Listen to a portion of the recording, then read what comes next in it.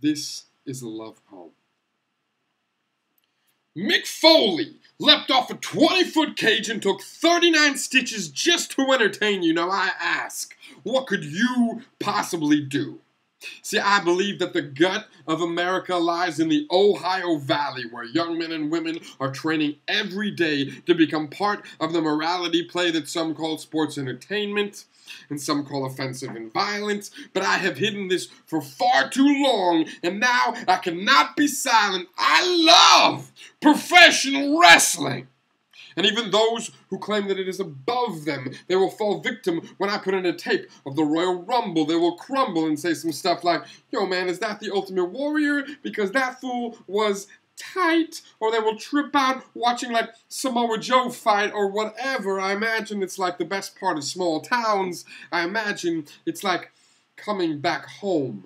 And maybe you'll never understand this ballet, this dysfunctional broken home commonly called the squared circle, where they solve things the old-fashioned way. These warriors of virtue, they go from checkout counter to check-in line. They risk broken necks, twisted spines, blown out knees, and hyperextended anything to make an arena full of people feel free for a minute. See, I think Mick Foley called himself mankind for a reason.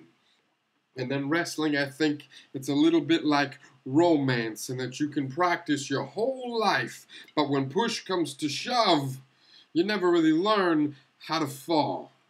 And so this is for hard knocks and for cheap pops. From the hip promos and call and response, because you're nobody until somebody hits you with a chair to the back. How much can one human being take?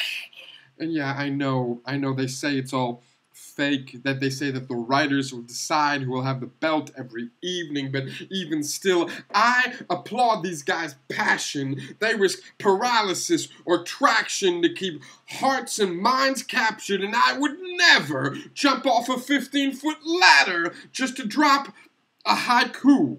But Mick Foley leapt off a 20-foot cage just to entertain you, and the real world is faker than professional wrestling, and Mick Foley knew that too. So, if you ain't taken your vitamins, said your prayers, and trained, if you ain't heard the millions and millions of fans chant your name, if you can't just bring it, then I ask you, brother, what you gonna do?